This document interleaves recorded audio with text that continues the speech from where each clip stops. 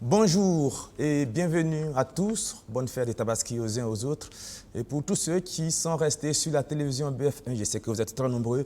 Bienvenue. Après ce que, comme vous pouvez le constater, j'ai la lourde charge de remplacer Lukman qui est en congé pendant ce mois d'août. C'est moi qui suis avec vous. Et aujourd'hui, nous allons parler de 4 sujets. Notre sujet principal, ça sera l'affaire Charbon Fin qui défraie la chronique depuis plusieurs semaines maintenant.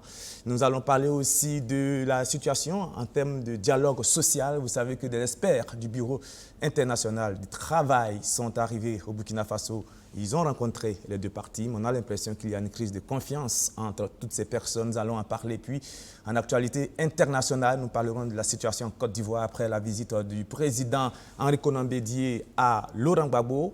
On annonce que Soro Diom veut aller rencontrer à La Haye Charles Blé Goudé. Est-ce que cela permet de recomposer les cartes au niveau du paysage politique ivoirien? Nous parlerons de tout cela. Mais avant, tout de suite, cette affaire complètement rocambolesque, le 6 août dernier, qui implique la viande avariée, la police municipale, la police nationale et puis une société de restauration aérienne avec les Koglogo dans l'arrondissement 7 de Ouagadougou, une situation complètement rocambolesque. Il s'agit de l'affaire viande avariée, tentative de distribution ou tentative de destruction, on ne le sait pas.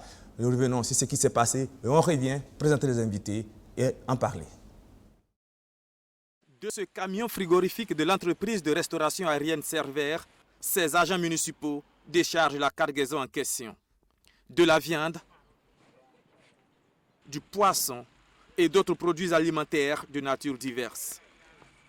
Toute la marchandise serait avariée. Pourtant, sur l'étiquette de l'emballage de ce filet de saumon fumé, on peut lire la date de péremption à consommer avant le 19 février 2020. Sur ces produits aussi, il est marqué « bon » avant le 12 novembre 2019. Ces informations suffiraient-elles pour dire que ces aliments sont propres à la consommation, à un agent de la direction de la protection de la santé de la population venu faire les constatations? Nous posons la question sur les critères pour déterminer une marchandise avariée. Il y a les conditions de transport, il y a les conditions de traitement, la conservation, vous avez dit, tous ces facteurs peuvent influencer sur la détérioration de la qualité des denrées alimentaires. Donc, il n'y a pas que la date seulement, ou en tout cas, les citoyens lambda se réfèrent uniquement à la date. La date peut ne pas être atteinte, mais des conditions de conservation, de stockage peuvent créer en tout cas des situations favorables à la détérioration de la qualité. Et par là, on peut en tout cas déclasser l'aliment comme étant un aliment avarié. Pour l'instant, rien n'est encore prouvé. L'enquête suit son cours. Dans le camion, côté équipage, un pneu. Et derrière le siège du chauffeur, un bidon qui contiendrait du liquide inflammable. Selon certaines informations, ce matériel était destiné à détruire le chargement incriminé. Et c'est ici, dans ce secteur de l'arrondissement 7 de Ouagadougou, que le camion s'est retrouvé dans la nuit du mardi 6 août. Un habitant nous raconte ce qu'il a vu et entendu ce jour-là. J'étais autour de vers 21h30, je reviens de la prière. Je suis venu trouver des gens qui étaient encerclés. Il y avait un camion qui était arrêté avec beaucoup de personnes. Mais d'autres disent que c'était un camion de fraude, que la viande était pourrie. Donc on est venu pour jeter la viande. La marchandise à l'intérieur du camion de Server était-elle vraiment avariée? Dans quelles circonstances s'est-elle retrouvée à l'arrondissement 7 de Ouagadougou? Est-ce que les habitants ont pu s'en procurer? Autant de questions auxquelles l'enquête devra répondre. Voilà, une histoire complètement folle. Pour en parler sur ce plateau, je m'en vais vous présenter nos chroniqueurs de ce dimanche. Monsieur Germain Bitou-Nama, qui est éditorialiste. À côté de lui, nous avons Lionel Bilgo, le directeur des Téministes Médias. En face d'eux, nous avons Parfait Silga, journaliste et analyste. Et puis, à côté de lui, il y a Lagui Bama, rédacteur en chef du Courrier Confidentiel. Alors, Germain Bitou-Nama, cette histoire, elle est quand même rocambolesque. On parle d'abord de Server, qui est une association de restauration aérienne qui envoie un camion frigorifique dans la commune de l'arrondissement 7 On ne sait pas pourquoi. Certains disent pour déverser la viande et la détruire. D'autres disent pour la partager aux habitants. Et puis, il y a l'école Goyogo qui se serait mêlée, qui ont empêché ce déversement. Il y a la mairie qui a fait saisir le camion avec la police municipale. C'est complètement fou, cette histoire. En ce qui concerne la narration de l'affaire, je la prends un peu avec vous. Sinon, bon, nous avons tous entendu parler justement de cette affaire de viande avariée.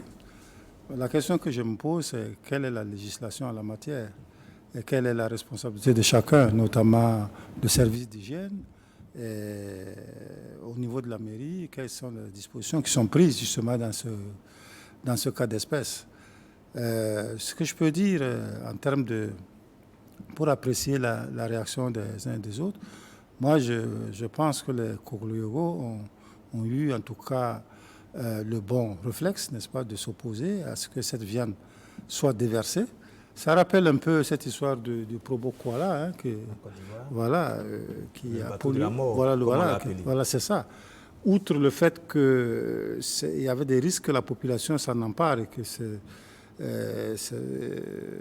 on ait à consommer cette viande.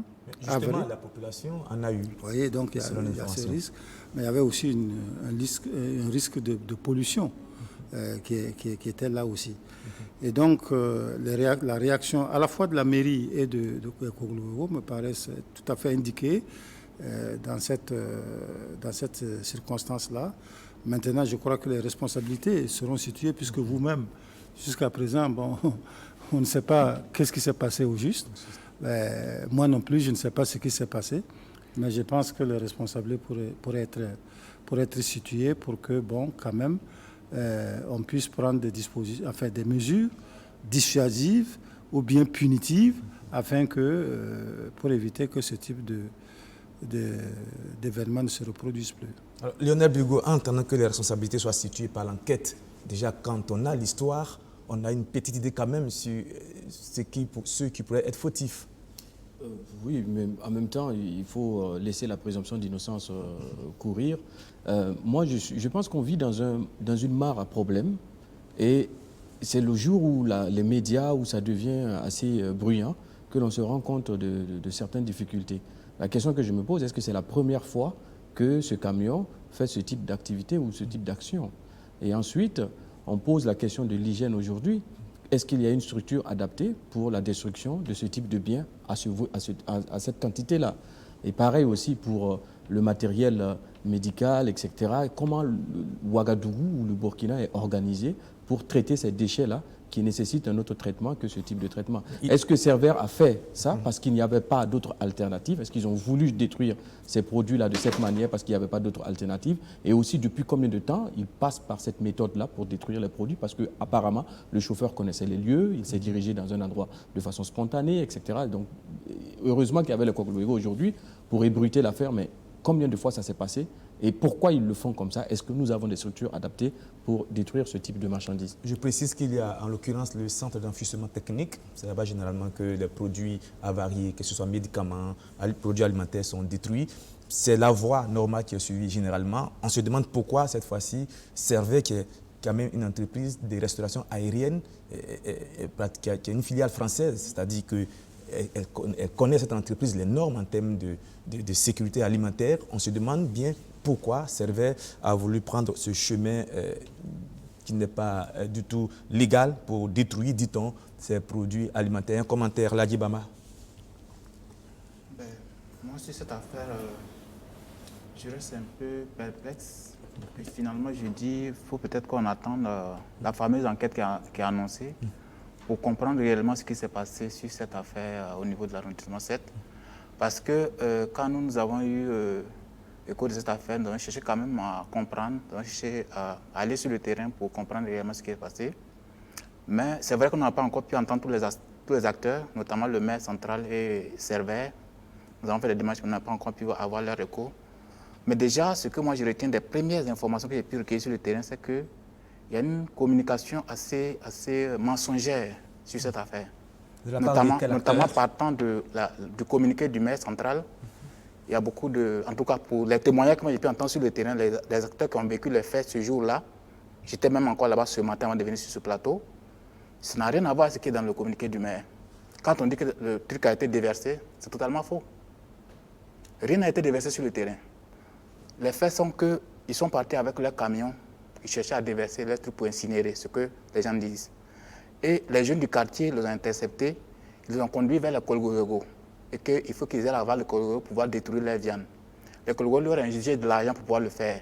Et comme c'est les chauffeurs et puis quelques personnes, ils n'avaient pas prévu d'argent pour ces deux Kolgorego qui n'ont pas d'argent pour leur payer afin d'incinérer leur viande. Donc, ils se sont retournés et recherchaient un autre site pour aller le faire. Quand leur camion est tombé en panne, en pleine route, ils ont serré. Ils cherchaient à, il semble que c'était un problème de direction du camion, ils cherchaient à déplacer la marchandise dans le frigo. Hein, le camion frigorifique, voilà, oui. Pour avancer vers la cabine afin de pouvoir maintenir leur direction. C'est-à-dire que les gens sont venus pour les aider. C'est là que les gens ont compris qu'il y avait de la viande dedans. Ils ont commencé à se servir. Les gens n'ont pas servi de la viande, hein. C'est les jeunes qui ont commencé à se servir, les jeunes du quartier. Et c'est ainsi que certains ont vu que c'était un problème. La mairie a été alertée, la police a été alertée, ils sont venus. Et bien, voilà comment l'affaire est partie. Et le maire fait un communiqué où il dit que ça a été déversé et tout ça, ce qui est archi faux. Donc, moi, je pense que cette affaire, attendons vraiment... J'ai appelé le maire même ce matin, il m'a dit qu'il rentrait à l'église, je n'ai pas pu avoir sa version. J'espère que quand il va sortir, il m'appellera. Mais attendons d'avoir la vraie version des choses avant de pouvoir apprécier. Et justement, dans le communiqué du maire, il est écrit que selon les services techniques de la mairie, la viande serait de la viande avariée. Je me demande bien, est-ce qu'à la mairie, on a des agents assez qualifiés pour déterminer que la viande est déjà avariée? Moi, j'ai pu lire sur les cartons, puisque sur le site là-bas, on peut toujours voir les cartons vides qui sont toujours là. J'ai pu lire dessus. La date de péremption des camions n'est pas encore arrivée. La plupart des camions, c'est 2020-2021, la péremption. Ils disent que ce problème que les cartons avaient, c'est que servait, c'est de la viande congelée, hyper congelée. Et quand il y a une baisse de tension et que la tension baisse, ils n'utilisent plus cette viande-là. C'est juste une question de baisse de tension à un moment donné dans leur stock là-bas. Il y a eu une baisse de tension.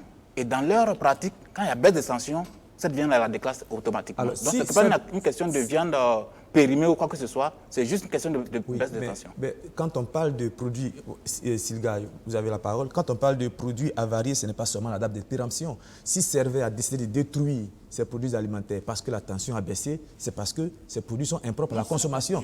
Donc, il y a possibilité. Il n'y a pas juste la précision. Oui, il y a possibilité que ce soit. C'était de la viande, donc la date de péremption était dépassée. Oui, la date de péremption, elle est bonne. Dans l'élément qui vient de passer, on l'a vu, je l'ai même montré. Il y a à consommer avant 2021 et 2020 et tout ça. Mais les instruments qui rentrent en compte. La chaîne de froid La chaîne de froid, il y a les conditions de stockage, les conditions de restauration. Et si Servet décide de détruire ces produits alimentaires, ça veut dire qu'il y a problème. Tout à fait. Silga. Tout à fait. C'est vrai qu'il y a une enquête qui a été ouverte et qu'il y a la présomption d'innocence. Mais je suis choqué qu'une entreprise quand même importante qui est dans la restauration aérienne puisse poser un tel acte. Vous avez des produits dont la chaîne de froid a été rompue. Vous ne pouvez plus l'utiliser dans les avions. OK. Mais à ce moment, vous cherchez à les détruire. Et je pense que dans leur système, il doit exister aussi des procédures pour effectivement détruire de la viande ou des aliments dont la qualité devient douteuse, en tout cas pour un certain niveau. Mais pourquoi vouloir exposer des populations à la consommation de cette viande? Parce qu'en fait, s'il n'y avait pas eu toute cette tractation, on les aurait déversés. Parce qu'en réalité, quand on dit qu'ils veulent brûler, mais non, on sait ce qui se passe sur le terrain. Quand ils vont déverser la viande et que les gens vont se rendre compte que c'est de la viande qu'on peut utiliser, ben, on va même les empêcher de détruire cette viande. Donc, ce n'était pas le lieu approprié pour amener cette viande avariée. Il y a des lieux appropriés pour cela. Il y a des méthodes qu'il faut utiliser pour que ces produits qu'on va incinérer là ne puissent pas avoir un impact négatif sur l'environnement. Et donc, c'est vrai, il y a la présomption d'innocence, mais je crois que quand on retrouve ce camion-là de la compagnie, de la société Server dans ce quartier, pour moi, ça pose problème. Et j'ai bien envie de les condamner avant de voir ce que l'enquête va donner. On ne va pas le faire, on va laisser l'enquête Oui. identifier les responsabilités et puis tirer toutes les conséquences. Germain Bitounama, cette situation, elle pose un problème plus général, celui de la sécurité alimentaire. Qu'est-ce que nous avons dans nos assiettes en fin de compte? Parce qu'on voit parfois les conditions dans lesquelles les carcasses de moutons, de bœufs sont transportées en pleine ville à Ouagadougou. Il y a un véritable problème à ce niveau. Là, il faut même dire que Cervère a voulu détruire cette viande dite avariée par rupture de la chaîne de froid. Je vous laisse continuer. Il n'y avait pas seulement que de la viande dans le camion, il y avait de la viande, il y avait des poissons, il y avait même du beurre, c'était des produits alimentaires. Ce que nous mangeons tous les jours dans les restaurants et autres, là, est-ce qu'on se pose la question de savoir combien de fois la chaîne de froid est rompue? Vous savez, les pannes de courant auxquelles on assiste à Ouagadougou est parfois de longue durée, mais dans beaucoup de restaurants, ils n'ont pas de système de relais, de groupe électrogène relais pour assurer la continuité de la chaîne de froid. Et donc, ce que nous mangeons tous les jours de la viande avariée, si vous voulez, ou en tout cas peut-être pas avariée, hein, mais de la viande qui n'est pas, en tout cas... Qui ne respecterait pas les normes. Qui ne respecte pas les normes. Hein. Ça, c'est indéniable. Il y a même, parfois, lorsque vous, dans votre assiette, vous sentez parfois des odeurs qui se dégagent. Vous sentez que la viande, elle n'est pas fraîche. Quand vous mettez de la viande qui n'est pas fraîche dans votre bouche, vous savez très bien. Bon, évidemment, ça pose le problème de quoi? Du contrôle. Parce que je crois que les services d'hygiène ont cette obligation de contrôler souvent, justement, la qualité de ce que nous consommons. Mais je ne pense pas que ça c'est très souvent fait. Peut-être que ça se fait de temps en temps, mais de façon très, c'est-à-dire pas très souvent. Et les populations sont exposées justement à des risques incroyables. Mais je crois que vous posez très bien le problème et que je crois que les organisations citoyennes devraient s'en emparer effectivement pour alerter et faire en sorte que très souvent il y ait ces contrôles assez souvent dans les comment on appelle, dans les débits de boissons et les restaurants. Mais vous parlez de contrôle encore, faut-il qu'il faut avoir et le personnel compétent, et puis il faut avoir aussi les moyens techniques et technologiques pour ce contrôle, alors que dans les agences chargées de le faire, on sait qu'il y a parfois un déficit, surtout de moyens techniques. Lionel Bilgo. Non, au regard même de la fourniture de la capacité électrique du Burkina, moi je pense qu'il faut bannir certains produits automatiquement. Parce que ce contrôle même se fait automatiquement par rapport à notre capacité à maintenir une certaine consommation électrique en continu. On parlait tout à l'heure des restaurants, mais au-delà des restaurants, nous allons chercher du poisson. Dans tous les quartiers de Ouagadougou, il y a des poissonneries. Allez voir dans les frigos si ça respecte cette chaîne de froid-là. Et combien de poissons avariés sont sortis tous les jours par kilo et vendus aux personnes. Donc tout simplement pour dire que sur le cas de Cervère, par exemple, on est en face d'une espèce d'hypocrisie émotionnelle qui fait que, bon, parce que c'est Cervère, parce que c'est une filiale étrangère, parce que, pourtant au quotidien, ça appelle un cas global de services d'hygiène, comme l'a rappelé tout à l'heure le doyen. Voilà, nous allons nous arrêter là sur la viande avariée. On espère que dans les prochains jours, dans les prochaines semaines, certainement que nous allons revenir avec un peu plus de temps sur ce sujet. Maintenant, nous allons passer sans transition à l'affaire qui est peut-être en train de devenir une affaire d'État, l'affaire dite charbon fin. Eh bien, la justice a fait son enquête, les résultats sont sortis. Je vous propose de suivre cet élément et nous reviendrons avec nos invités pour les commenter. Cette première audience n'aura duré qu'une demi-heure. Dès son ouverture, toutes les parties étaient consentantes pour son renvoi à une date ultérieure. La défense, prenant l'initiative, va évoquer des questions de temps pour mieux prendre connaissance du dossier. Mais si l'audience a été renvoyée au mois d'octobre, c'est principalement pour motif d'irrégularité de composition du tribunal. Oui, parce qu'ils disent qu'il y a un membre du tribunal qui ne fait pas partie des juges spécialisés. Parce que c'est la section ECOFI et lutte contre le terrorisme, il y a des juges qui ont été spécialisés dans ces matières précises. Et dans la composition du tribunal, il y a un juge qui n'était pas qualifié, qui n'a pas eu cette formation. Donc ils estiment que le tribunal est irrégulièrement composé.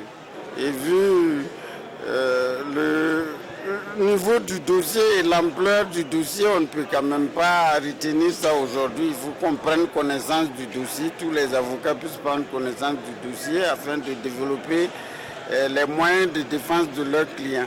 Certains prévenus, et notamment la société IAM Gold et Sakan SA, se sont fait représenter par leur conseil. Une attitude que la partie civile a jugée inadmissible. Le principe de droit et l'obligation légale veut que lorsque vous recevez une citation pour comparaître devant un tribunal, vous avez l'obligation, sauf excuse valable, de vous présenter au jour, à l'heure et au lieu indiqué. Nous avons constaté ce matin que malheureusement, des prévenus au rang desquels la société même poursuivie n'était pas présente. Et nous avons fait l'observation au procureur et qui nous a promis de prendre ses responsabilités. Pour nous, nous ne savons pas ce que ça signifie, mais la citation émane du parquet. Si la personne n'y a pas donné suite en ne répondant pas et n'a pas d'excuse valable, il appartient au parquet effectivement de prendre ses responsabilités. Vous étiez dans la salle, vous avez vu dès le début, ils ont dit que l'audience n'allait pas être utile. Qu'est-ce qu'on revient après demander la non-comparution des procès? De la mauvaise foi. Ce n'est pas encore l'heure des plaidoiries, mais les couleurs sont annoncées par la défense de la société minière canadienne qui semble déjà rejeter les chefs d'accusation. C'est depuis décembre que les conteneurs ont été saisis au niveau de Bobo.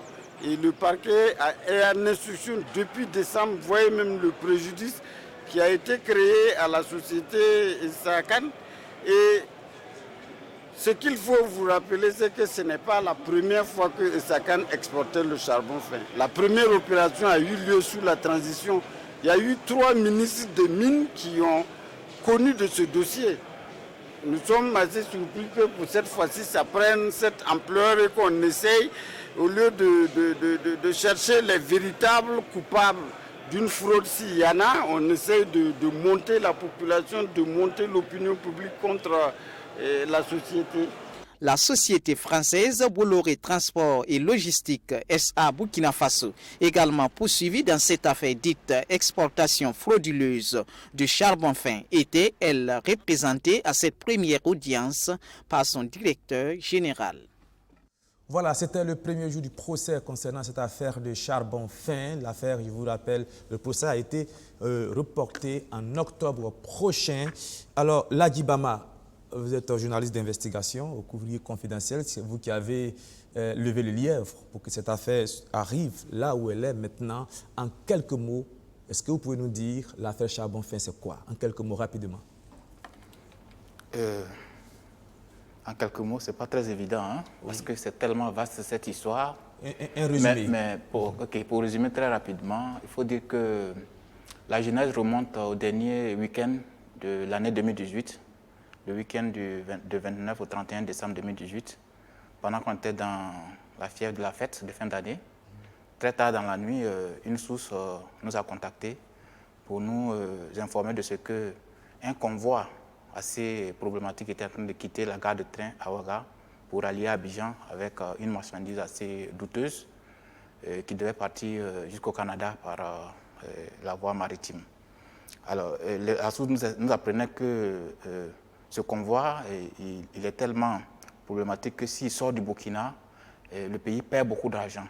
Parce que, contrairement à ce que Sakan a déclaré à la douane pour exporter ce fameux charbon fin, qui n'est pas du tout du charbon fin parce qu'on le verra par la suite, et contrairement à ce qui a été déclaré, c'est beaucoup d'or qui a été enfoui dans ces résidus de charbon et qu'on voulait exporter de façon frauduleuse en déclarant du charbon fin. Donc, dans cette nuit-là, la source nous donne aussi une information capitale, c'est que si jamais la presse ne se mêlait pas de l'affaire et qu'on laissait les différents conteneurs sortir de la frontière nationale, c'était fini pour le pays. Donc, il fallait qu'on fasse quelque chose pour pouvoir alerter l'autorité afin que quelque chose soit fait pour arrêter l'allure de ce convoi-là. Donc, c'est ainsi qu'après quelques recoupements dans la nuit au petit matin et tout ça, nous avons fait un premier article, puisque dans un week-end de fête, il était difficile de pouvoir trouver les différentes personnes pour avoir une information assez complète. Mais nous avons pris en tout cas sur nous, vu l'enjeu, tel que la source nous présentait cet enjeu-là, nous avons pris sur nous de faire un premier article, un avant-papier que nous avons publié sur le site internet du journal. Et c'est suite à ça que je crois que la justice s'est en tout cas mêlée à l'affaire, saisie de l'affaire. Et puis bon, le procureur a lancé la BENAF aux trousses de cette fameuse cargaison qui a pu mettre la main sur elle aux environs de Bobo-Dioulasso. Et ainsi de suite, on a pu suivre la suite avec les tentatives de démenti assez curieuses, en tout cas pour nous, du ministre. Et ainsi de suite, jusqu'à ce qu'il y ait eu les expertises qui ont été commises, qui ont pu révéler au grand jour ce que nous disions depuis le début, savoir que c'était beaucoup d'or qui était dans la fameuse cargaison. C'était des poids, des mensonges sur les poids des différents sacs qui étaient dans les conteneurs, et ainsi de suite. Donc aujourd'hui, il est question de procès.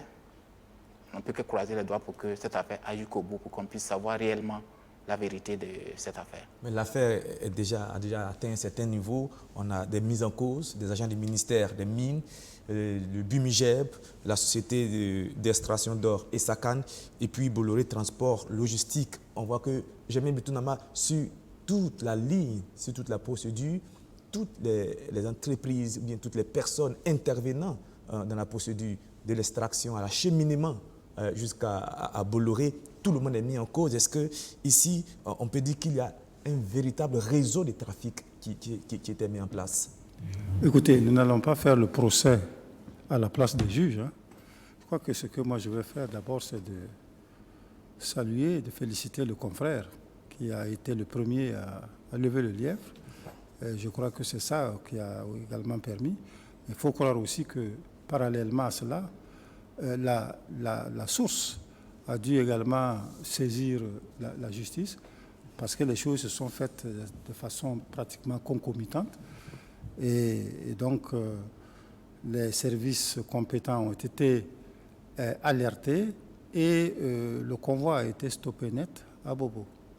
Je crois qu'il faut saluer justement cela. Maintenant, le problème est entre les mains de la justice. La justice a commis une expertise là-dessus. Il faut attendre que, effectivement, le procès s'ouvre, que l'on puisse savoir ce que contient cette expertise-là, effectivement. La presse en a livré quelques éléments, mais il faut attendre aussi que la partie, dès lors que c'est une affaire de justice, il y a aussi le principe du contradictoire qui veut que, effectivement, ceux qui sont accusés puissent apporter des éléments de réponse et de défense. On attend donc qu'ils puissent répondre aux travaux des experts qui ont été désignés par la justice. Ça nous permettra, en tout cas, de nous faire une idée. Mais en attendant, moi, ce que je me dis, la presse a fait son travail. Elle a levé le lièvre. Et le problème est entre la justice. La presse ce n'est pas une instance de justice, en quelque sorte. Et ce qu'elle a fait, c'est louable. Maintenant, le problème est entre les mains des choses.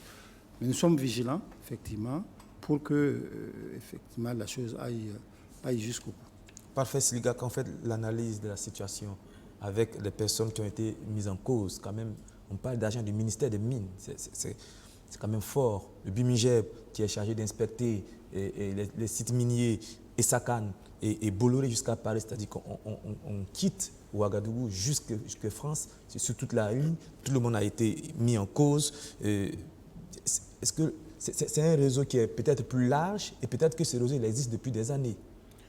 Non, l'avocat de la société Essakane dit que ce n'était pas la première opération. La première opération a eu lieu sous la transition. Donc c'est tout dire. Donc cela veut dire qu'on n'était pas à la première opération, c'est une procédure qui avait été mise en place depuis effectivement le ministère et qui impliquait aussi les autres sociétés comme Bolloré.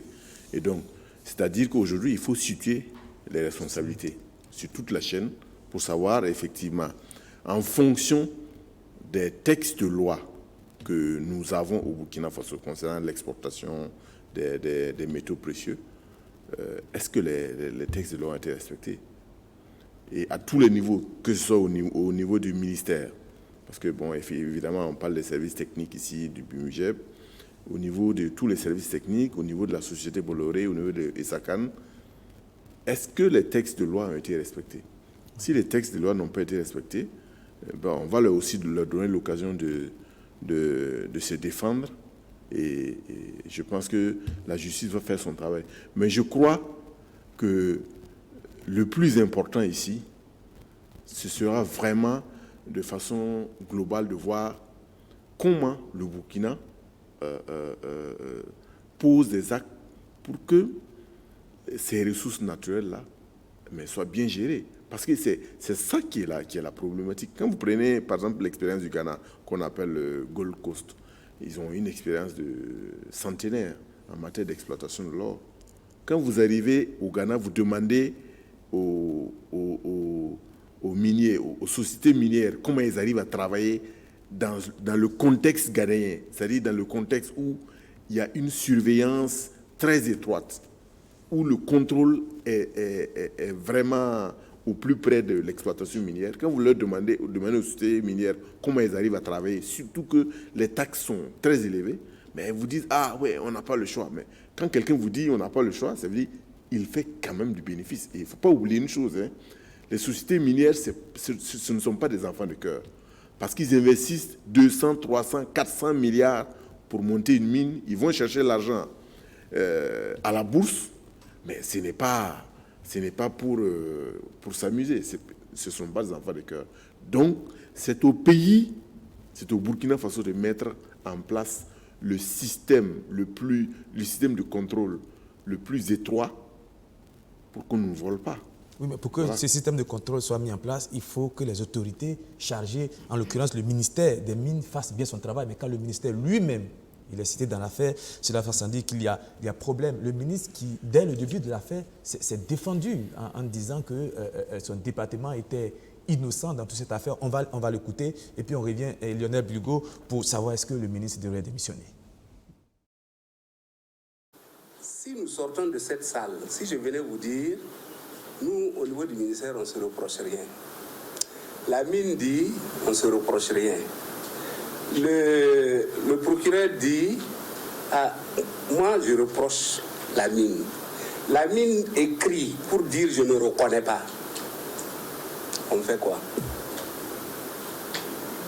Si on fait une contre-expertise et que le procureur dit qu'il ne reconnaît pas, qu'est-ce qu'on fait? C'est pour cette raison que nous, au niveau du ministère, nous avons dit, au lieu de perdre tout ce temps-là, asseyons-nous, tous les protagonistes, choisissons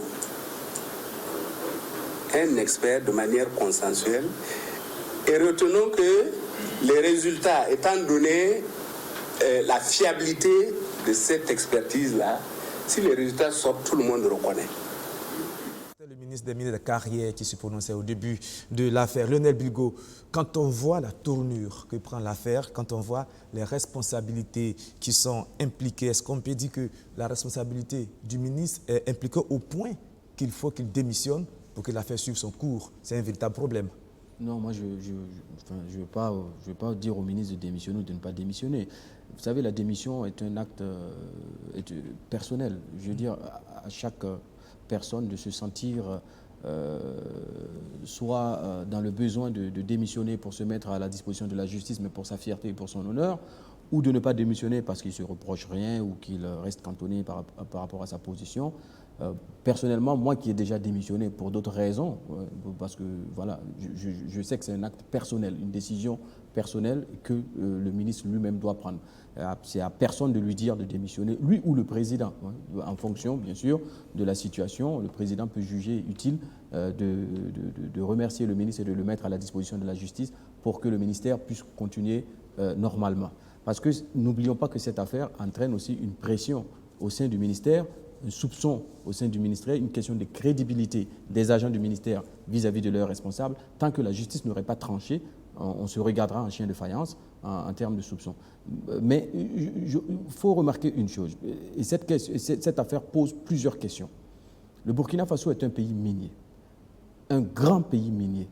En 2009, le premier produit d'exportation au Burkina, c'était l'or. Le Burkina est 4e, après l'Afrique du Sud, le Ghana et le Mali. Et en termes d'exploitation de son sous-sol, le Burkina est en train d'aller crescendo et bien noté au niveau des investisseurs à l'international. Sauf que, en plus que le Burkina est pays minier, la population burkinabé continue à souffrir autour de ces zones minières. Donc il y a une question de répartition d'abord, premièrement, des bénéfices du secteur minier, puis il y a une question de contrôle de l'exploitation minière par les miniers. La transition en 2015, quand elle est arrivée, elle a remis en cause le code minier de 2003 pour réécrire un nouveau code minier. Dieu seul sait combien de députés CNT ont subi la pression des lobbies miniers pour ne pas voter ce code minier-là. Et dans ce code minier, le Burkina décide de créer un fonds pour le développement local. Et ce fonds, c'est 1% du chiffre d'affaires de chaque mine. Jusqu'aujourd'hui, à l'heure où je vous parle, presque ou pas du tout des miniers ont payé l'intégralité de ces 1%. Les miniers disent, mais non, attendez, vous nous imposez 1%. Nous, on fait du RSE, responsabilité sociale des entreprises. Tout à fait. Alors, l'OCAD a fait une étude en disant, de 2014 à 2017, la plus grande mine, Essakane, a versé en termes de responsabilité sociale des entreprises à peu près 1 milliard 118 millions de francs CFA. 2014-2017. 2017, 3 ans. 2004 ans. 2017, le chiffre d'affaires était de 323 millions. Si vous faites 1% par rapport en respect des réglementations du code minier, de ces 323 milliards, vous allez vous retrouver vous allez vous retrouver à peu près avec 3 milliards 200 et quelques millions de francs CFA. Imaginons que depuis 2017, vous rajoutez 4 ans, que le chiffre d'affaires n'a pas augmenté, quand on sait que le chiffre d'affaires a progressé continuellement. Et gardons-le à 323 milliards. En l'espace de 4 ans, de la même période, vous avez 12 milliards de gains pour le développement local, au lieu de 1 milliard 118 millions d'investissements effectués par le secteur minier. C'est sur cette base-là que les OSC et le Conseil national de transition a décidé de voter ce code minier-là pour faciliter le développement local des miniers. Ensuite, au-delà de ça, il faut se poser une autre question. Moi, je pense qu'il y a une espèce de connivence entre le politique et l'économique, le politique et le secteur minier.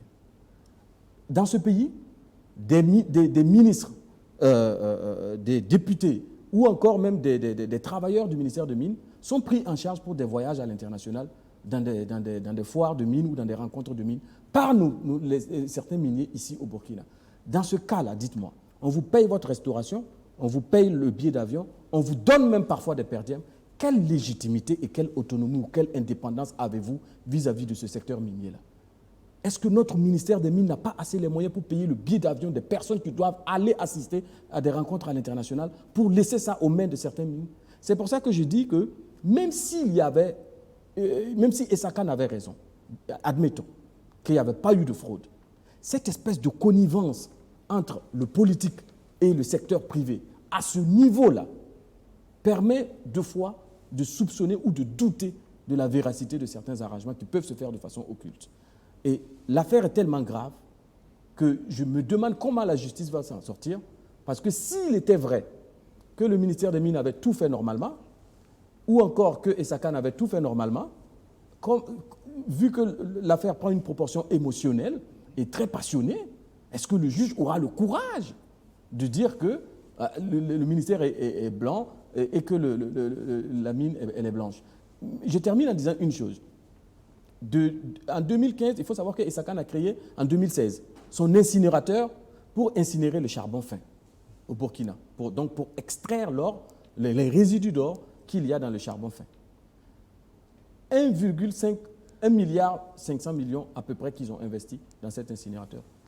Et l'investissement ayant été fait, on ne comprend pas pourquoi en 2018, on continue à permettre le charbon de partir, puisqu'il y a l'incinérateur. Avec la permission du gouvernement. Et quand vous voyez le chemin, le trajet effectué par le charbon fin pour être traité au Canada, on vous dira que l'usine de traitement a été trouvée par Essakane. Le voyage des techniciens du ministère des Mines a été payé par Essakane pour aller s'enquérir des bons fonctionnements de cette mine-là. Et donc, ça veut dire que sur toute la chaîne, l'État burkinabé, qui a un droit de contrôler cette affaire-là, n'est pas acteur majeur dans la recherche de solutions pour le charbon fin. Et ensuite, quand vous regardez le bénéfice, le premier qu'on voit, puisque Maître Copio dit dans le reportage que ce n'est pas la première fois. Effectivement, ce n'est pas la première fois. Le charbon fin était déjà sorti. Regardez le bénéfice rapporté par ce charbon fin. Ça couvre les 1 milliard d'investissements de l'usine d'incinération des Sakane. Est-ce que nous, en tant qu'État, le ministère des Mines ne pouvait pas se dire, bon, écoutez, pourquoi nous-mêmes on ne crée pas, puisque ça rapporte les services techniques adéquats, l'incinérateur, pour un transfert de compétences au niveau local, pour pouvoir récupérer tout ce charbon fin-là, qui, je vous le dis, est considéré comme un déchet. Puisque le charbon fin est issu d'un procédé de traitement qu'on appelle la lixiviation, c'est-à-dire le lessivage en latin. Et donc, c'est comme le café, quand vous prenez le café moulu, vous mettez l'eau chaude, et le résultat que vous avez, le café pur que vous avez, c'est de la lixiviation, tout simplement. Et donc, le charbon fin est un résidu, c'est un déchet, pratiquement. Et dans ce déchet, il y a peut-être des granulés d'or qui peuvent s'incruster, et on le retraite encore pour en tirer un certain bénéfice. Donc, la question qui se pose, nous, en tant qu'État, comment on fait pour contrôler le secteur minier, pour être au plus près, pour être sûr, justement, que le Burkina gagne davantage dans ce secteur-là. Alors, Germain Bitounama, quand on entend Lionel Bulgo, on a l'impression que dans le secteur minier, il y a une certaine opacité qui fait l'affaire de tout le monde, et de l'État, et des sociétés minières, et de tout le monde. C'est quand même grave pour un secteur qui devait être la locomotive, sinon l'une des locomotives de l'économie burkinabé. Mais si c'est un secteur stratégique pour le développement du pays, je pense que les autorités en charge devraient quand même prendre des dispositions pour créer les conditions à ce qu'effectivement, il n'y ait pas d'opacité. Il y a de l'opacité en partie à cause de l'ignorance. L'expertise locale, il faut le dire aussi, elle est assez rare. Parce que une expertise pointue en matière de mines, nous ne l'avons pas. Et nous l'avons, même si nous l'avons, en tout cas, ça ne court pas les rues. Donc, c'est d'abord commencer, il l'a dit, le Burkina est un pays minier. Si vous devez vivre, si c'est vraiment quelque chose, si c'est l'épine dorsale de votre économie, vous devrez quand même mettre l'accent sur les composants, c'est-à-dire les éléments qui vous permettent effectivement de garantir justement cette richesse-là. La formation ne semble pas être une priorité aujourd'hui. Si bien que même ceux qui suivent les contingents, ceux qui vont suivre le charbon fin, les experts burkinabés, qu'est-ce qu'ils vont comprendre là-bas quand ils vont y aller? Qu'est-ce qu'ils vont comprendre? Je crois que l'essentiel, effectivement, c'est de mettre l'accent sur les ressources humaines. C'est-à-dire il faut former les compétences. Et justement, je repose peut-être encore ma question. Est-ce que l'État, dans cette affaire, le gouvernement successif, je ne parle pas de ce gouvernement, se tait sur ces insuffisances parce que la situation fait son affaire, peut-être. Peut-être qu'il y a certaines personnes qui sont contentes que les experts ne puissent pas savoir qu'est-ce qui se passe parce que, bon, il y a peut-être une certaine redistribution, un certain partage clandestin du gâteau concernant les secteurs miniers. Ça arrange tout le monde. On ne veut pas que... Voilà, parce que quand même, c'est grave qu'on ne puisse pas trouver les hommes qu'il faut, former les hommes qu'il faut, les appareils qu'il faut. Vous savez que le BUMIGEP, qui est chargé d'inspecter, d'analyser les endroits, les secteurs miniers, mais si on vous dit le budget du BUMIGEP, vous tombez des nues. Il n'y a pas de matériel adéquat pour faire les inspections. Ça, le gouvernement le sait, mais quand on se tait, peut-être que ça arrange tout le monde à la fin. Monsieur Dapa, prenez juste l'écosystème économique du secteur minier. Ladibama posait la question lors d'une émission que nous avons eue ensemble chez un de vos confrères. Pourquoi on ne publie pas les contrats avec les mines? Pourquoi? Pourquoi le citoyen burkinabé n'a pas accès, n'a pas droit d'avoir le contrat signé entre son État? Dans l'article 14 de la Constitution, il est dit que les richesses de la ressource, les richesses du sous-sol burkinabé appartiennent au peuple. Et ben, sont publiés au journal officiel. Et les contrats avec les mines, dans le détail, pourquoi on ne les a pas? Ensuite, je vous remets la parole tout à l'heure, M. Silga. Est-ce que, quand vous prenez cet écosystème, vous allez vous rendre compte que certains ministres, ou certains hauts responsables, censés défendre l'intérêt national, ont des petites entreprises ou des pépites d'entreprises qui œuvrent pour les mines. Certains anciens ministres, premiers ministres ou encore ministres des mines sont des consultants pour des mines. Ça, c'est pas un problème. Mais attends, mais si, c'est un problème quand on est...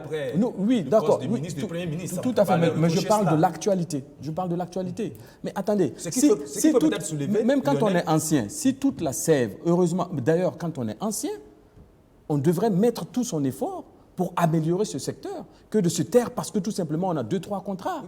Dans d'autres pays, ça se fait. On a une vie quand on est Premier ministre. Et cette vie, justement, doit être au service de la nation quand on est un homme d'État. On ne finit pas d'être un homme d'État, même après sa retraite, parce qu'on est toujours au service de son peuple et de son pays. Et malheureusement, si la petite minorité de ceux qui connaissent n'éclairent pas le reste, M. Ntama disait tout à l'heure, la question c'est l'éducation, c'est l'information et la compréhension des choses. Et qui n'éclaire pas, comment on fait pour s'en sortir dans ce domaine-là? Et le Ghana est une expertise à côté. Le Mali a commencé avant nous. Il y a des compétences là-bas. Pourquoi on ne va pas les chercher? Voilà, ça pose un véritable problème d'opacité. Oui, Silga, parfait. Je voulais dire, il y a beaucoup de problèmes qui sont posés. Tout à l'heure, vous parliez du fonds local de développement, du fonds de développement local. Et jusqu'à présent, c'est curieux, mais les sociétés minières disent que si elles acceptent de payer les 1% de leur chiffre d'affaires, elles vont désorganiser les municipalités parce qu'elles vont déverser beaucoup d'argent. Vous voyez, vous imaginez le frais. C'est tellement grave que... Excès de fonds. Non, c'est parce qu'ils avaient dit sur la transition, nous on est d'accord de payer les 1%. Par contre, on vous paiera 0,5% à l'État. Et nous, les mines, on gardera 0,5% pour continuer le RSE ou pour déduire le RSE. Quand on sait que le RSE n'est pas une obligation légale pour n'importe quelle entreprise au Burkina. Voilà. C'est trop simple. Voilà. Lionel Bigot, vous l'avez relevé. Et Sakan, c'est une entreprise. Une entreprise, elle fait des profits. Et donc, je pense que ça ne sert à rien de taper sur Sakan. Si Sakan fait cela, c'est avec la complicité de nos gouvernants. Moi, je ne parle même pas des Sakan. Et Sakan, pour moi, c'est normal. S'ils sont dans un pays là où il y a une faille ou une faiblesse, eh ben, ils exploitent, c'est toute entreprise. Tout à fait. Je parle de mon côté, en tant que Burkinabé, des gouvernants et des règles qui devraient permettre une plus grande transparence dans ce secteur-là. Là, Guibama, allez-y, je vais juste poursuivre pour dire que c'est là tout l'intérêt, toute la justesse du combat des organisations de la société civile, notamment les organisations qui sont regroupées sous la coalition publique au pays. Quand vous voyez chaque jour le lobbying qui est fait pour que les sociétés minières respectent rien que les textes qui ont été votés, c'est-à-dire les dispositions du Code minier 2015. Mais voilà. Et je prends un autre cas. Quand vous regardez aussi l'exploitation minière, il y a aussi l'après-mine qui est là. Parce que ce sont des questions importantes. Quand vous prenez Kalsaka, qui était fermé. Kalsaka, avant la fermeture de la mine, les responsables ont écrit au ministère des Mines pour demander l'argent qu'elle déposait chaque année pour réhabiliter la mine. Mais jusqu'à ce qu'elle ferme la mine, personne n'a été capable de... Et vous savez pourquoi? Parce que entre le ministère des Mines et le ministère de l'Environnement, il y avait une guéguerre. On voulait savoir qui doit gérer l'argent, comment on doit débloquer l'argent. Et jusqu'à ce qu'ils partent. Et aujourd'hui, Kalsaka, c'est un scandale géologique. Le fonds est toujours disponible, je précise. Le fonds est disponible, mais qui doit l'utiliser? Comment on l'utilise aujourd'hui? Et surtout qui? Parce que les responsables de la mine sont partis. Vous voyez, il y a trop de problèmes au niveau des mines. Mais comme on le dit, si l'État ne prend pas toutes les dispositions pour contrôler l'activité minière, parce que n'oublions pas que ces ressources naturelles-là, elles doivent profiter aux générations actuelles et aux générations futures. Oui. Si l'État ne prend pas toutes les dispositions pour contrôler l'activité minière, nous allons pleurer demain. Là, Guibama, je voudrais revenir parce que quand on entend les analyses des uns des autres, il y a un acteur qui est au centre du débat, c'est l'État, qui ne fait pas son travail peut-être de contrôle, bien qu'il laisse faire. Aujourd'hui, Lionel Bigot l'a dit, est-ce que le juge il pourra aller jusqu'au bout? Est-ce qu'il ne pourrait pas subir des pressions qui viennent de là-haut? La question que je pose, et je reviens sur ma question, est-ce que pour permettre à ce juge de bien faire son travail, est-ce que les personnes qui sont incriminées, en l'occurrence, il parle du ministère des Mines, est-ce qu'il ne faudrait pas que ce ministre-là puisse se mettre de côté de manière volontaire ou même de manière forcée par le chef de l'État pour permettre au juge de faire son enquête les mains libres? Est-ce que la question se pose d'abord? Sur ce point, je suis tout à fait d'accord avec Lionel parce que quand même, c'est une question d'honneur personnel, une question de dignité personnelle. Moi, à sa place, peut-être que j'aurais démissionné. Mais comprenez que tout le monde n'a pas les mêmes acceptions de la dignité et de l'honneur. Donc, on ne peut pas le forcer. Si son honneur, à lui, ne l'oblige pas à démissionner. Je vous laisse continuer. Lionel Bigot l'a soulevé. C'est quand même des centaines de milliards de temps qui sont en jeu. Et c'est l'argent du contribuable burkinabé qui est en jeu. S'il ne veut pas peut-être lui-même démissionner, est-ce que le chef de l'État ne pourrait pas l'obliger à partir? Non, même le chef de l'État n'est pas obligé parce que ça dépend de lui aussi en tant que chef d'État, son acception de l'honneur aussi. C'est une question de chacun, comment on apprécie l'honneur, chacun à son niveau. Et je suis très d'accord avec Lionel quand il dit que c'est personnel. C'est une question morale, c'est personnel. Maintenant, comprenez que dans la société, on n'a pas la même acception de la morale. Il y a des gens pour qui la morale est vraiment sacrée. Les questions d'honneur et de dignité sont très sacrées pour certaines personnes. Par contre, pour d'autres, la dignité, ça ne veut rien dire. Donc, n'attendez pas de ces gens-là qui démissionnent pour des questions de dignité. C'est ça la réalité. Maintenant, pour revenir à la question que vous posez, est-ce que l'État n'est pas complice? Est-ce que l'État gagne? Je rectifie, parce que l'État ne gagne pas du tout. Il y a des individus qui gagnent dans cette histoire. Il ne faut pas confondre certains individus qui sont au sommet de l'État, qui profitent de leur position au sommet de l'État pour gagner, pour leur compte personnel, et puis l'État. L'État ne gagne rien dans tout ça. Les gens pillent, les sociétés minières pillent avec la complicité de certains qui sont au sommet de l'État, qui devaient jouer un rôle qui permette à l'État d'avoir son compte, mais qui ne le font pas, qui se font plutôt complices des sociétés minières pour piller, et en retour, ils ont pour leur compte personnel. L'État n'en a pas. Voilà la réalité. Quand vous prenez cette histoire de contrôle dont on parlait tantôt, je suis d'accord avec le grand frère Germain que non, il y a un problème de moyens. On n'a pas tous les moyens, on n'a pas toute l'expertise. Mais moi, je pense que le problème, il va au-delà de ça. Ça veut dire que ce qu'on vit aujourd'hui, là, ce n'est pas question de non, on n'a pas les moyens, non, ce n'est pas ça. Il y a une question de volonté politique, une question de pudeur face à la chose publique. Des gens sont au sommet de l'État, ils n'ont pas le sens de la chose publique. Des gens sont au sommet de l'État, ils ne voient que les intérêts personnels. On n'a que des hommes d'affaires qui sont au sommet de notre État, qui font les affaires personnelles, ils ne sont pas là pour notre État. Voilà la réalité. Sinon, comment vous pouvez comprendre qu'on nous dise qu'on n'a pas les moyens pour que les agents du ministère des Mines aillent contrôler, aillent suivre de bout en bout le processus de colisage, de pesée et tout ça avant les expéditions, pendant que dans le même État, on a des moyens de transport qu'on peut louer à des privés pour aller faire des djandjoba en ville. C'est ce qui se passe au niveau du parc automobile de l'État. Oui, pendant que le ministère des Mines dit qu'elle n'a pas de moyens. Non, c'est la même chose. Non, on reste dans le secteur. Je vous explique. Dans le secteur minier, ce dossier particulièrement. Je vous explique ce qui se passe au niveau du ministère des Mines. C'est ce que Léonard disait. Ils disent chaque fois qu'ils n'ont pas les moyens pour aller suivre. Puisque dans cette affaire charbon-fin, qu'est-ce qui s'est passé? Je vous ai dit tantôt que ce n'était pas du charbon-fin qui était exporté. C'était plutôt, les experts l'ont démontré, c'était plutôt du minerai brut qui a été broyé, qui a été enrichi en or. C'était plutôt du charbon actif, c'est-à-dire du charbon neuf, qui a cette capacité d'absorber de l'or, qui a absorbé de l'or, qu'on a pris mettre dans les sacs, qu'on voulait exporter et on dit que c'est du charbon fin. Ce n'est pas du charbon fin. Et ça, c'est parce qu'il n'y a pas eu un suivi sur place par les agents des mines que ça a pu avoir lieu. Qu'est-ce qui se passe sur place? Les agents du ministère des Mines, quand ils arrivent sur le champ, et Sakal a déjà fait ses colis, tout ça déposé. Ils ne suivent pas le processus de colisage et tout ça. Ils viennent, ils voient tout est déjà fait déposer, on leur dit de signer des PV de suivi. Mais quand certains s'opposent, mais c'est de là-haut qu'on les appelle pour dire non, signer. Ça, c'est une réalité. On les oblige à signer souvent. Les douaniers, c'est la même chose. J'ai vu des PV où des douaniers ont refusé de signer. C'est la hiérarchie qui les a intimés lors de signer. Comment vous pouvez comprendre ça? C'est pas question, à ce moment, on n'est plus dans la question de moyens. On est de plein pied dans la corruption maintenant. C'est ça notre malheur aujourd'hui. Je suis d'accord qu'il y a des problèmes de moyens, mais si on avait un minimum de pudeur vis-à-vis de notre chose publique, on n'avait pas atteint ce niveau de décomposition là, dans le secteur minier. Parce que ce qui se passe dans le secteur minier, c'est vraiment ahurissant. C'est ahurissant. J'aime bien Bitounama, quand on voit les ramifications dans cette affaire qui vont du politique au privé, est-ce que dans ce secteur minier au Burkina Faso, il est encore possible de nettoyer les choses? On a commencé à nettoyer. Moi, je pense que déjà, le processus, là, il faut le saluer. Hein. La presse a jeté le pavé, en quelque sorte. La justice en est saisie. Comme le dit le slogan, plus rien ne peut être comment. Je crois que c'est un processus qui a été lancé. Maintenant, moi aussi, je dis une chose, c'est vrai, la presse l'a fait, mais la presse ne détient pas la vérité. La vérité, là, va se révéler dans le processus qui est engagé. Et il faut être patient pour attendre ça.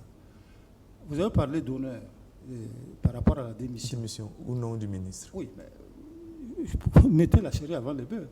Il faut quand même qu'il se sente coupable pour persister à rester, afin qu'on puisse dire qu'il n'a pas d'honneur, en quelque sorte.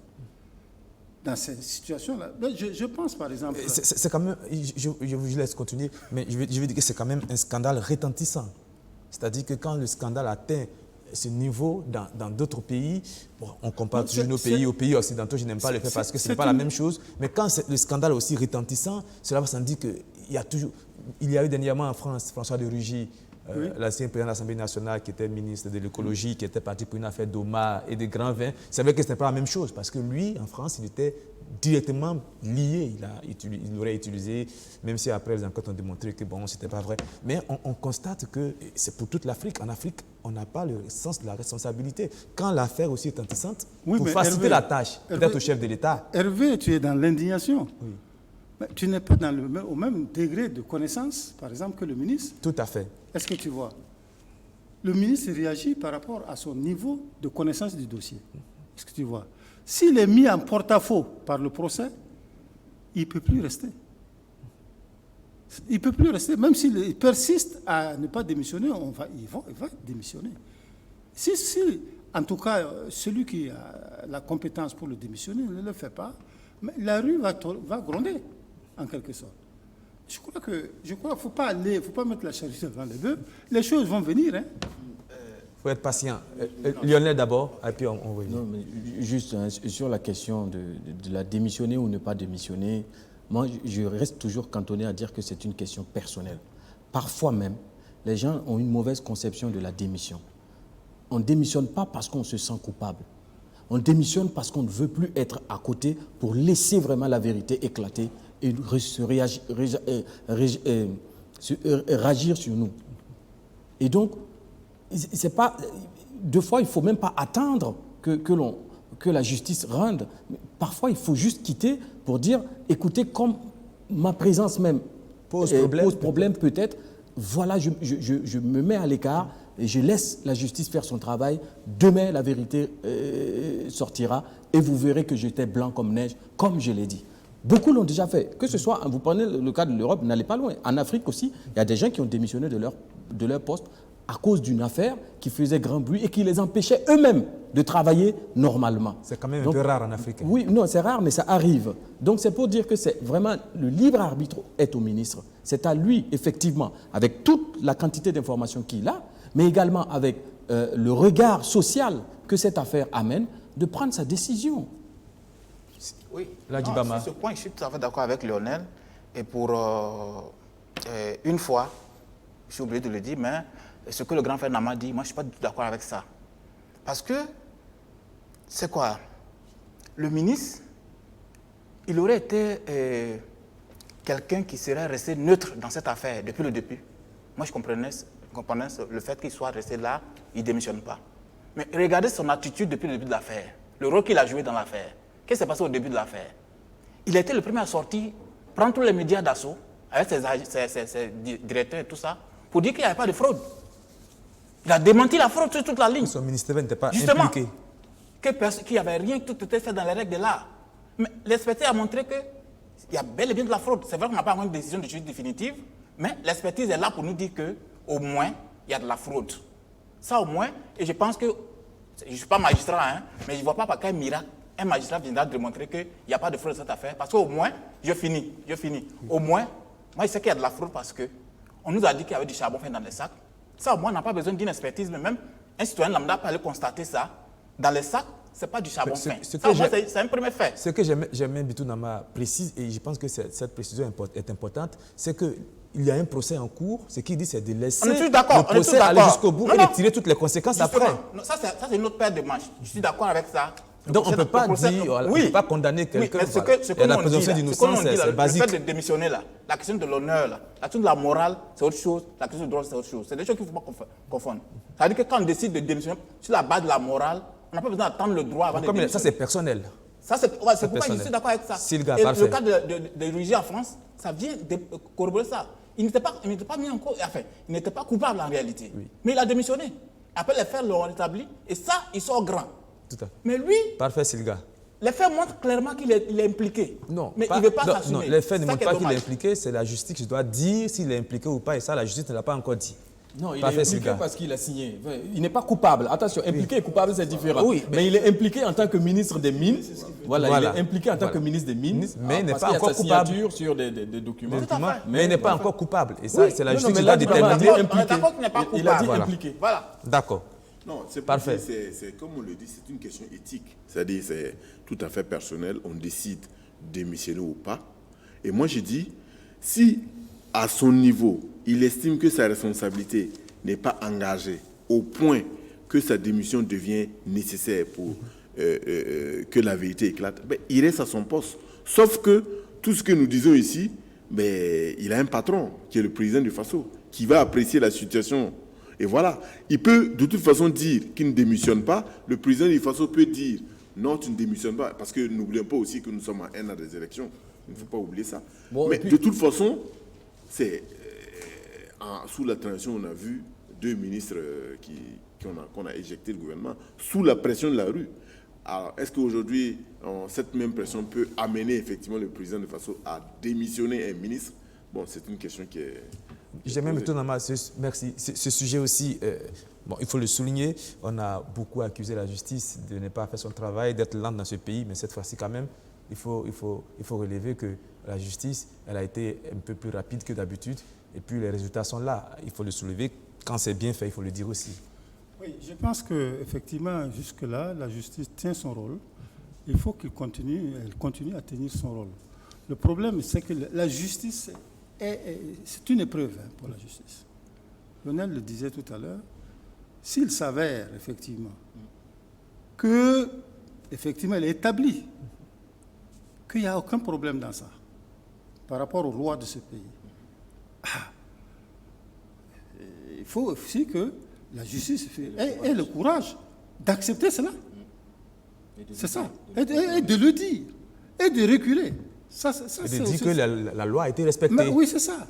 Que la loi a été respectée. Il ne faut pas écarter cette hypothèse. Parce que nous ne sommes pas des juges. Nous ne sommes que des journalistes. Tout à fait. Nous ne sommes pas des juges. Et nous n'avons pas l'entièreté du dossier. Donc, nous ne pouvons pas juger. Nous ne pouvons pas faire des fatwas ici, comme on dit. Attendons quand même de voir. Et puis ça ne va pas durer. Parce que là, on parle d'experts. C'est des experts commis par qui? Par le juge. Mais ceux, par exemple, qui veulent se défendre aussi, vont demander une contre-expertise. Mettons-nous d'accord sur un expert que personne ne va contester. C'est ce que le ministre a d'ailleurs demandé. Ça, au moins, c'est leur droit. C'est leur droit. À ce moment-là, on attendra les résultats de cette expertise-là. Sur des experts commis de commun accord. Voilà, donc il y a vraiment beaucoup de choses à faire. Ce n'est pas la peine de se passionner pour ça. Ça vient. Faut être patient. Le travail des journalistes a été fait.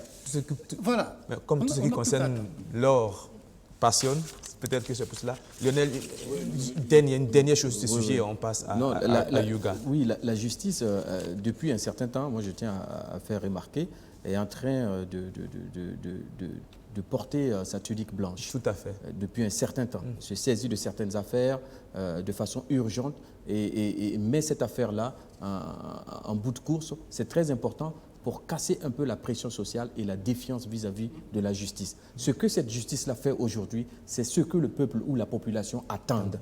Quel que soit le résultat qu'il y aura après, au moins elle se saisit de certains faits sociétals et sociaux. C'est très important. D'accord. Là.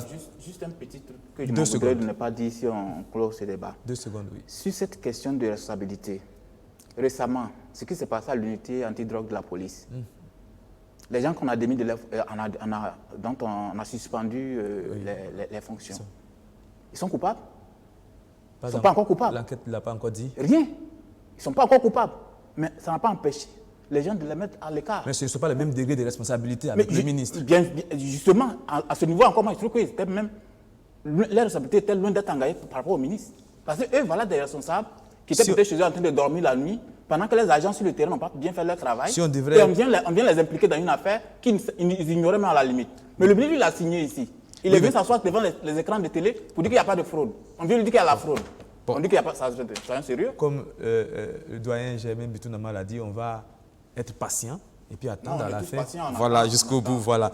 Et puis, bon, si on doit faire partie de tous ceux qui sont impliqués dans les affaires, il y a beaucoup de personnes qui vont peut-être partir parce qu'il y a le BIMIGEB aussi qui est impliqué. Oui, peut-être que le directeur général du BIMIGEB aussi doit partir. Oui, il faut les faire partir. Pour ce qui nous concerne. Voilà. Mais bon, je pense que cette affaire va encore, nous réserve encore des grandes surprises. On va attendre et puis voir ce que ça va donner avec beaucoup. Oui, ça. Voilà. Les cartouches, on aura beaucoup de choses à dire. Beaucoup de choses à dire. On reviendra dessus.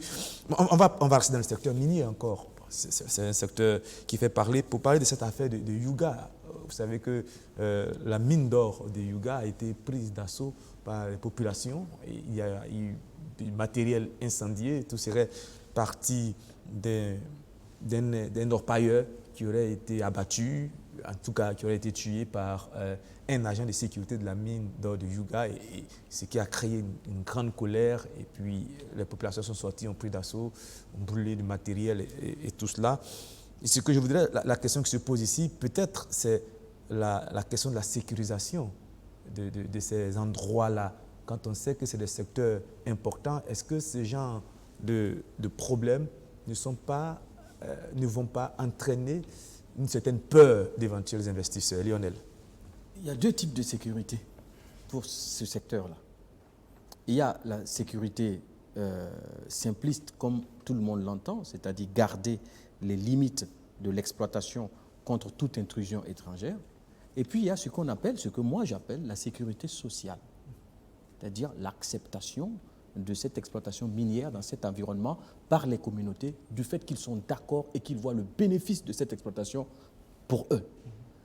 Et même si vous mettez la première sécurité et que la deuxième n'est pas engagée, vous perdez votre temps et ça ne sera pas possible de régler cette question. Youga, ce qui s'est passé, c'est quoi? Il y a la première sécurité dont je parlais, simpliste, a agi. Et la deuxième sécurité n'existant pas, il n'y a pas de remords. Les populations sont allées justement se venger. Vous savez, chez nous, la terre est sacrée. Le secteur minier est arrivé sans qu'on ne fasse la pédagogie du secteur minier vis-à-vis des populations locales. La constitution amorée se dit Tenkuguri. Ça veut tout dire. Ailleurs, les gens prient en levant la tête, alors que nos populations sont encore restées connectées à la tête. Tenkuguri. La signification? Ça veut dire le sol, la terre de nos ancêtres. Voilà. Non, c'est pour ceux qui ne comprennent pas. Oui, ça veut dire la terre de nos ancêtres. Le fétiche. C'est la sacralisation de la terre. Et tout se passe au sol, à terre. Le rapport à la terre est quelque chose d'immensement important. Et quand on vient dans un boom minier comme ça, cette pédagogie-là n'a pas eu lieu. Ensuite, au-delà de cette pédagogie, il y a eu comme une espèce de foutaise communale ou régionale de ces populations-là. Moi, j'ai fait le tour du côté de Safané, en passant par Tounou, etc. Les routes sont complètement détériorées. Les populations ne voient que le secteur minier comme une misère, comme une malédiction qui est tombée d'ailleurs. Et avec juste raison, il faut que ce secteur-là profite en premier lieu à ces environnements-là, pour que la première sécurité se mette en place en accord avec la deuxième sécurité donc sociale, que le secteur, la communauté autour des mines soit d'accord avec cette mine-là, pour enfin la protéger et comprendre la mine quand il y a des problèmes comme ça. J'ai même un commentaire sur cette situation à Youga. Moi, en fait, je me situe du point de vue des droits de l'homme, tout simplement. Je trouve quand même malheureux qu'on prenne une arme comme ça, qu'on pointe sur un être humain et qu'on tire sur lui. Si cette personne vous brandit une arme, si vous êtes en état d'autodéfense, moi je peux comprendre ça. Mais tuer quelqu'un parce que peut-être vous avez fait des sommations et puis la personne a continué à avancer, vous tirez sur la personne. Bon, ça me pose problème.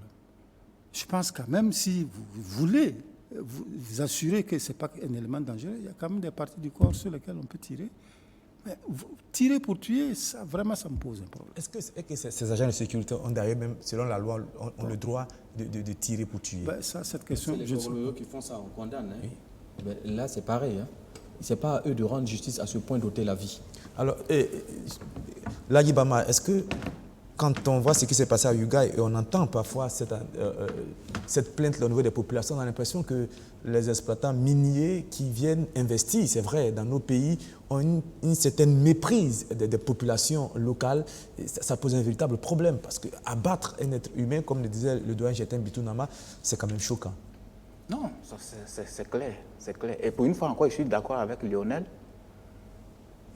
J'ai lu quand même, quelque part, furtivement, venait ici ce matin, quelqu'un qui disait, je ne sais plus c'est qui exactement, mais son idée c'est quoi? C'est que désormais, les miniers doivent comprendre qu'ils ne peuvent plus dealer avec les dirigeants là-haut, là-bas, avoir leur caution, et puis penser qu'ils peuvent venir faire du n'importe quoi avec les populations locales, et puis partir comme ça impunément. Ce n'est pas possible. Ça c'est fini, c'est hors de question. Ils peuvent avoir la complicité des autorités, ils font ce qu'ils veulent, mais ils n'ont qu'à s'attendre que désormais, les populations répondront du tic au tac. Quand ça ne va pas, ils vont répondre. Et ils n'y pourront rien. Parce que comme Léonard l'a dit, cette sécurité mécanique-là qu'ils ont là, ça ne pourra pas les protéger tout le temps. Il va arriver des moments où la population en aura marre et elle va se venger. Ils n'y pourront rien. On ne pourra pas continuer de les pressuriser. Oui, tout le temps, prendre tout chez eux. Parce que qu'est-ce qui se passe avec ces miniers-là?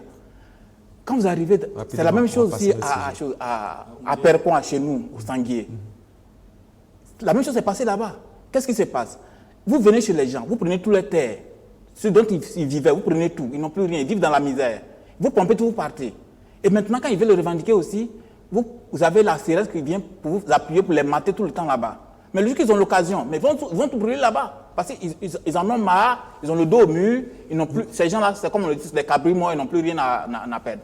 Siliga va intervenir en dernier, parce que ce qu'il faut dire, c'est que c'est vrai que le décor que vous plantez, il peut être vrai, mais il est un peu plus compliqué que cela. Parce que la responsabilité des entreprises minières, parfois, on la constate sur place. Il y a des écoles qui sont construites, il y a des hôpitaux qui sont construits. Non, si. Mais le problème, c'est qu'on a l'impression que parfois, il y a des situations, il y a du chantage de ces populations envers les entreprises minières. Mais non, il faut le dire. Il faut le dire. Alors, sur le terrain, il y a des choses qu'on ne peut pas cacher. Non, il y a des choses qui sont claires, il y a des réalités qui sont là quand on va se les voir. Il faut nuancer, je ne dis pas non, mais il faut nuancer, il faut voir avec les deux yeux. Parce qu'il arrive parfois que dans certaines régions, dans certaines parties, il y a un chantage que les chefs de village ou que des populations exercent sur les entreprises minières. On leur demande des choses qu'elles font, après on leur demande d'autres choses encore. Et parfois, c'est un peu plus complexe. On va revenir dessus, on va terminer avec Silga. On reviendra sur le secteur minier de toutes les manières. Non, je voulais dire que ce qui s'est passé, ce n'est pas on passe à autre chose carrément après ça. Ce n'est pas une question de sécurité, hein, parce que c'est plus profond que ça. En réalité, le vrai problème là, on ne l'a pas encore traité pour Yuga. Ça, ce qui s'est passé, la mine dit... Le vrai problème, c'est quoi? Le vrai problème aujourd'hui, c'est que la mine a décidé d'externaliser un certain nombre d'activités, c'est-à-dire le garage et la mine. Et donc, le sous-traitant turc qui était recruté, qui est en affaire avec Avesero Resources, là, a posé des conditions pour recruter, pour travailler avec les 600 travailleurs-là. Mais ça pose problème parce que les conditions de contrat sont difficiles. Et donc, c'est ça qui est le vrai problème de la mine de Yuga aujourd'hui. Sinon, ce qui s'est passé, ce sont des orpailleurs qui voulaient rentrer dans le domaine de la mine et puis la sécurité de la mine a effectivement travaillé et puis ils ont essayé de les repousser et puis il y a eu le mot. Le problème, ce n'est pas ça. Le problème aujourd'hui, là, c'est comment la mine fonctionne. Parce que quand on regarde, l'inspection du travail est partie là pour essayer de réconcilier les deux parties. Mais non, les conditions qui sont posées pour les travailleurs burkinabés là, sont des plus compliquées. Et l'inspection du travail a fait des propositions pour dire il ne faut pas mettre à la retraite les gens, il faut arrêter de licencier. Mais la mine fait la sourde oreille. Donc c'est ça qui est le vrai problème. Sinon, ce qui est arrivé, c'est un épiphénomène. L'affaire suit son cours. Je pense qu'on aura des informations au fur et à mesure que l'enquête va avancer. Nous, on va avancer ici aussi. Oui, Bama a dit. Bama a expliqué un peu comment on peut arriver à des violences de ce genre. Mais il faudrait aussi que l'on comprenne que nous ne sommes pas là pour justifier la violence. Parce que si nous donnons le sentiment que nous approuvons ce qui s'est passé, ce n'est pas une bonne chose. C'est vrai qu'effectivement, il y a des problèmes, mais il y a aussi des manières de traiter ce type de problème.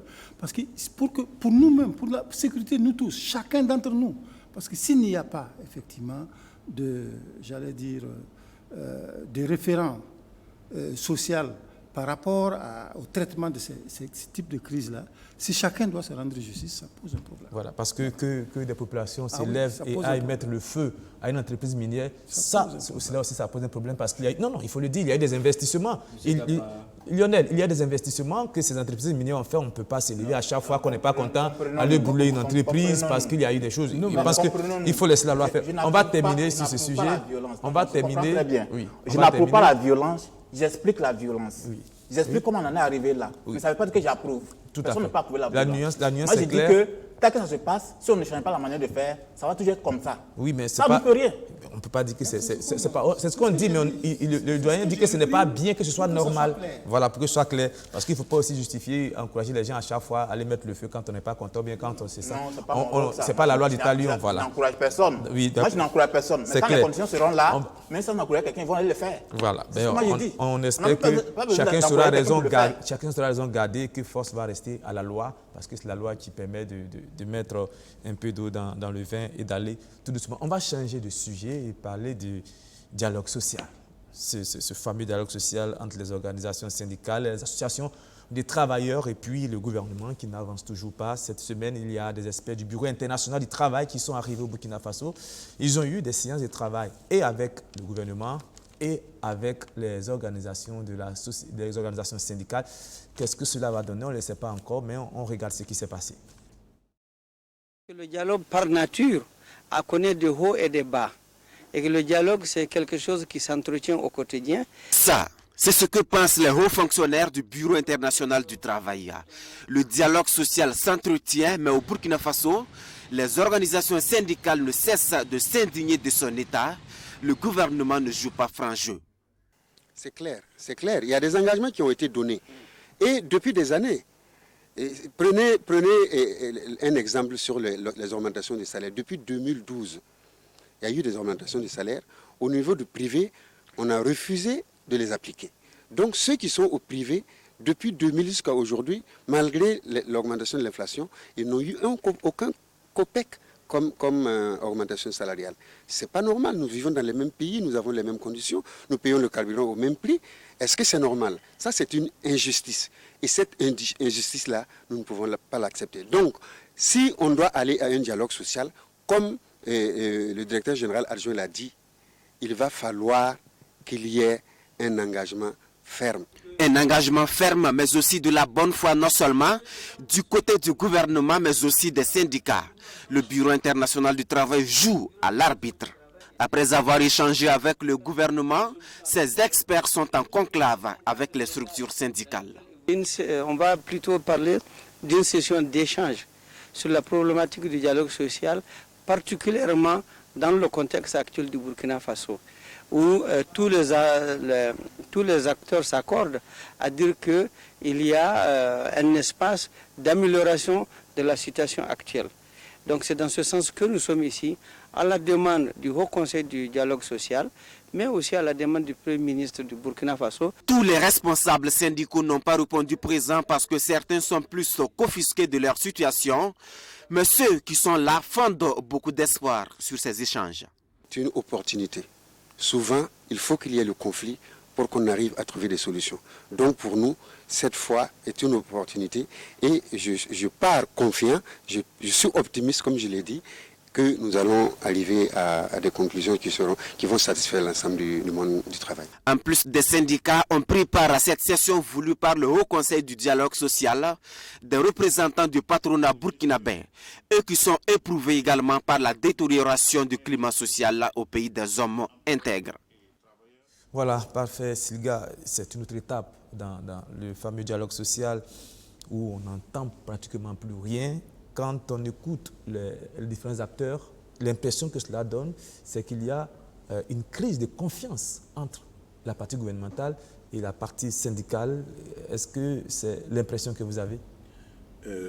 Oui, tout le monde a cette impression parce que quand vous regardez par exemple le secteur de la santé, quand vous écoutez le SINCHA, on vous dit le gouvernement a pris des engagements pour la mise en place de la fonction publique hospitalière, mais depuis, on ne voit rien et tout. Et à tel point qu'on se demande pourquoi le gouvernement se sent obligé de prendre des engagements quand il ne peut pas les respecter.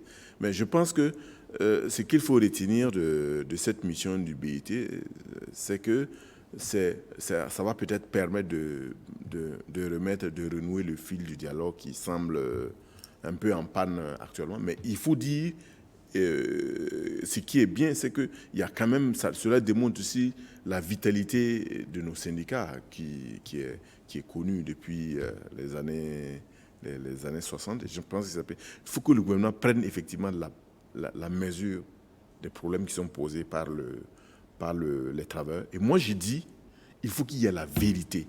Que le gouvernement puisse dire aux travailleurs, aux organisations syndicales, voilà ce que nous pouvons faire, voilà ce que nous ne pouvons pas faire. Comme je le disais, quand on écoute les organisations syndicales, ils relèvent le fait que le gouvernement prend chaque fois des engagements, il ne les tient pas.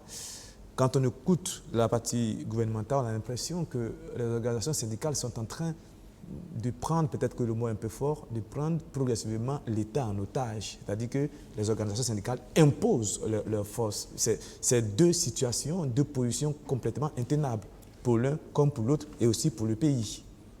Tout simplement parce qu'il y a une rupture de confiance entre les gouvernants et puis les gouvernés. Les syndicats représentent les gouvernés, les travailleurs. Il y a une rupture de confiance. Ça fait que c'est absolument un dialogue de sourds.